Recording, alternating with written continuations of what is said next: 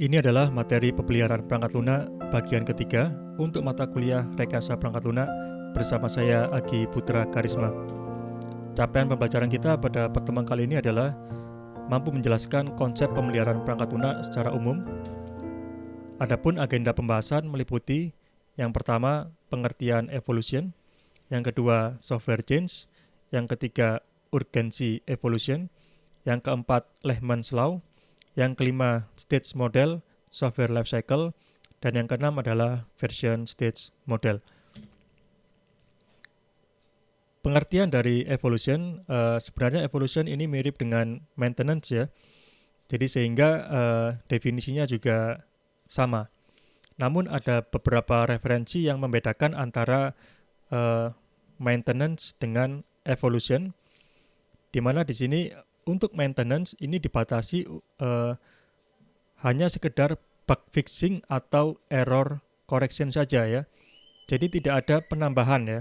Jadi tidak ada penambahan fitur atau fungsionalitas yang baru. Jadi dia tetap aplikasi yang sama atau perangkat lunak yang sama ya. Jadi dia tanpa penambahan.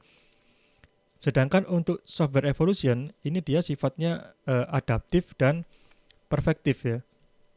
Jadi pada saat evolution ini dimungkinkan adanya penambahan fungsionalitas baru ya atau perubahan kinerja. Jadi misalkan dia harus beradaptasi pada lingkungan yang baru, misalkan dia berubah dari Windows 7 ke Windows 10, maka dari sisi tampilan dia akan berubah ya. Jadi dia secara aplikasi dia bisa menjadi aplikasi yang berbeda dengan versi yang sebelumnya. Jadi ada penambahan di sini. Ini untuk yang evolution ya, dia berevolusi menjadi sesuatu yang berbeda. Sedangkan maintenance, dia tetap aplikasi yang sama ya, karena dia hanya bug fixing dan error correction. Jadi mengapa ada evolusi? Karena kita tidak bisa menghindari yang namanya perubahan ya. Jadi perubahan ini pasti akan terjadi ya. Jadi ketika perangkat lunak digunakan, maka kebutuhan yang baru ini akan terus muncul ya. Kemudian lingkungan bisnis ini juga senantiasa berubah secara dinamis. Kemudian error-error ini juga masih akan tetap muncul. Walaupun kita sudah melakukan pengujian sekomprehensif mungkin, biasanya error masih akan tetap muncul ketika aplikasi atau perangkat lunak digunakan oleh pengguna. Sehingga ini harus segera diperbaiki ya.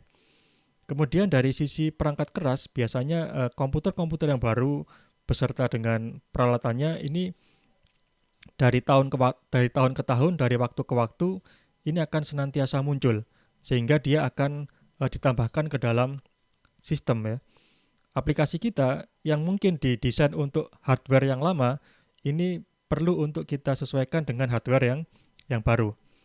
Kemudian dari sisi kinerja dan dari sisi kehandalan, ini juga biasanya perlu untuk ditingkatkan ya. Jadi kesimpulannya di sini bahwa perangkat lunak ini akan senantiasa berubah ya. Kita tidak bisa menghindari perubahan, sehingga ini menjadi kunci utama ya untuk masalah ini, bahwa setiap organisasi ini harus mengimplementasikan dan mengelola perubahan ya terhadap perangkat lunak yang dia gunakan.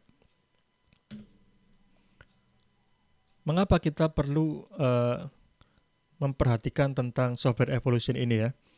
Jadi sekarang perangkat lunak ini merupakan salah satu investasi yang besar pada hampir semua organisasi ya.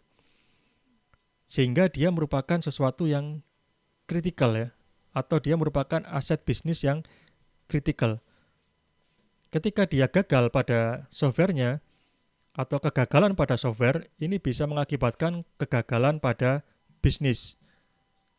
Sehingga untuk memeliharanya kita perlu melakukan sesuatu yang tidak biasa-biasa ya, tapi harus dilakukan secara serius ya.